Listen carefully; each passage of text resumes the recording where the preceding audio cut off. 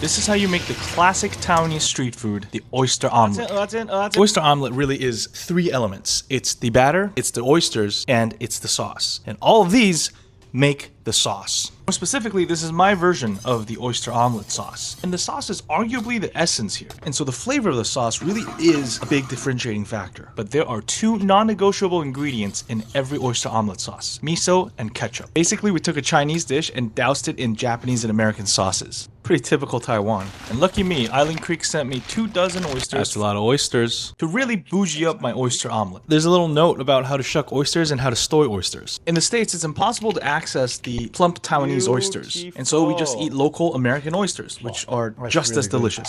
And for the batter, that's where you can differentiate between the different regions of oyster omelet. The oyster omelet originated in Fujian, China. But as the Hokkien and Teochew people migrated all the way throughout Southeast Asia, they brought this dish with them. And with each region, they adapted it to the local ingredients. For example, in Thailand, the oyster omelet uses primarily rice and tapioca starch instead of the original sweet potato starch. There's no set rule on what kind of greens you need to add. It just depends on local availability. I've seen things from water spinach all the way to the ridiculous romaine lettuce. It all works. And for me, the real beauty of a Taiwanese oyster omelet is that we spend so much effort to achieve a texture that probably 50% of the people on this planet hate. That elastic, gooey, almost snot-like texture. Yum. I love this dish, I love this texture, and a lot of people swear by it, and we were serving a pretty good version of this at 886 for a couple of years, if I do say so myself. We had to stop serving it because people just weren't ordering enough of it. Now I just make it at home. Still 非常好.